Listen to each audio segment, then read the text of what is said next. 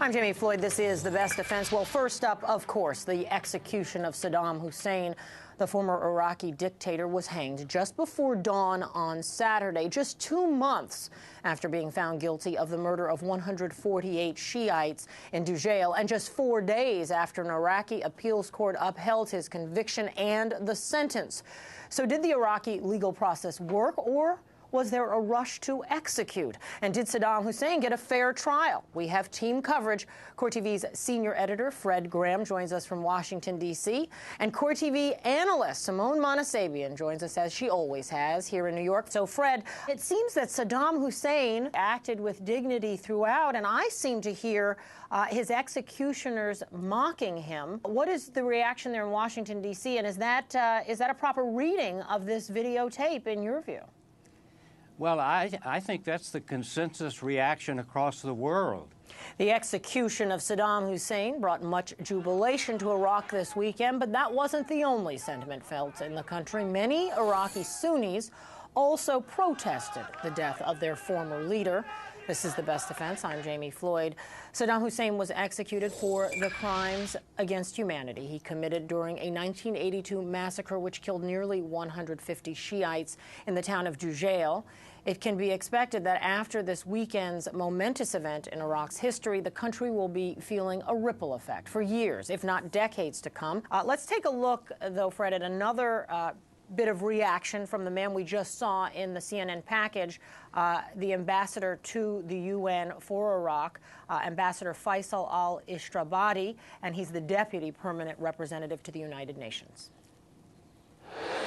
I suppose that there is a hardening that takes place for individuals who live that way and who have to convince themselves, in order to live with themselves, that they've done the right thing when in fact they've inflicted misery upon untold millions and destroyed a country. All right, a fascinating psychological question about Saddam Hussein. And Simone Monasabian, certainly few people in the United States will be feeling terribly sorry for Mr. Hussein today, although feelings are mixed in Iraq itself. Still, the question remains, and this is certainly not to devalue the 148 people who lost their lives in Dujail, but the question remains, what about justice for the tens of thousands of victims of other campaigns like Anfal and the Kurds who resisted Saddam's authority in the 1990s? I could go on. Obviously, you know about these alleged, if you will, crimes better than I do, but it seems that they're not going to get their full measure of justice. I think that you raise a very good point. This is what the public has heard thus far, the portion of the complaint that now famously quotes you as saying, in part, this: I can drive a hard bargain if I don't get what I want. I'm not satisfied with it, then I'll take that Senate seat myself. It's a valuable thing. You don't give it away for nothing. Did you say this? Well, I haven't heard the tape, so I can't say whether I did or didn't. But did you say it? Do you remember saying it? Is it something you would have said or could have said? In the political process, there's a lot of discussion, bartering, negotiation, leveraging. It's how laws are made. It's how things are done. It's how presidents are elected. Did you make this statement as alleged in the criminal complaint? I can't say yes or no without having heard the tapes. And I'm not going to just assume that they say that is necessarily the case until we hear the tapes. Now, I'd like to hear the tapes yesterday in the impeachment trial. So you acknowledge that you might have said something like this? I'm not going to... In a larger context? I'll simply say there were a lot of discussions back and forth, a lot of ideas thrown out. Some ideas were good, some were stupid, some were rejected. Questions I asked top staff and lawyers: can we do this? Can we do that? That's the nature of how you govern. Nobody's talking about those underlying issues. We're talking about Hillary's gender, but are we talking about wage disparities for women? No. Nobody's talking about the underlying issues of black impoverishment and school segregation. All we're talking about is Barack's appearance and skin color. Wade and that issue. And Barack Obama, who voted present and did not vote on a lot of abortion votes when they were before him. So from a woman's perspective, that's an issue for me. Okay, get out of your head, girls. Get into your heart. All right, Jami, black woman. I'm not declaring on SJ. You don't have to declare on national television. But I you have declared to my husband. Don't you tell me you have not sat around with your friends, black and white, female friends and not had this discussion? I've had this discussion because I have dear friends who are working for Hillary, and I worked for Hillary, so there's a loyalty factor for me as well. And I've had this discussion because some of my closest friends are very high up in the Obama campaign. I also have friends working for Edwards. So I've had the conversation, but I got to tell you, Star, I'm not there yet. You don't know. Let me say this, okay? You Yesterday, We journalists, the one good thing about being a journalist is you never have to have an opinion. You have an opinion on every single thing, girl. You have an opinion. Should I put my hair to the left or the right? Let me tell you why, Star Jones, because I want to hear people talking about the issues. I think being an AG is the hardest job in the administration because you're not really working for the president. You're working for us. You're working for the Constitution. You've got to do what's right by the Constitution and by the laws of the United States. And if the special prosecutor is what's needed here, that's what he's got to do, whether Obama likes it or not. He's the guy that wanted Mark Rich to be pardoned. You know who Mark Rich is? I know all about Mark Rich. He's the guy who went to Bill Clinton on the last day of the Clinton administration, who pleaded wait, Jamie, who pleaded Mark Rich's case, the biggest tax cheat in American history. Holder goes in, second in command in the Justice Department. Bill. Says, Mr. President, give this giant tax cheat a pardon. The big news of today is the memo. It's not Mark Rich. I just tell you why I don't trust him. Memo. Unless you can explain to me why he did that, I don't trust this guy. But here's the good news if you don't trust him. Here's the good news. He has now appointed another man.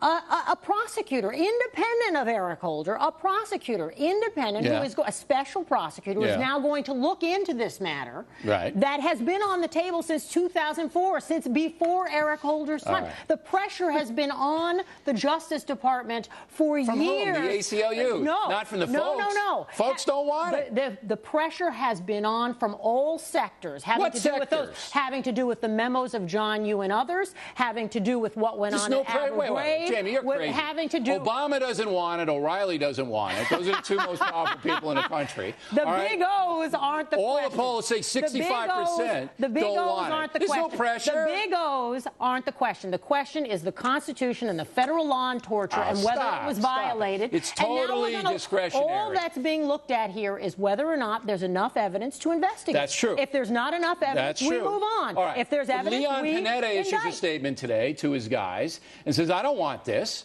And then Mukasey... He's at the CIA. Of course he doesn't want it. That's a good point.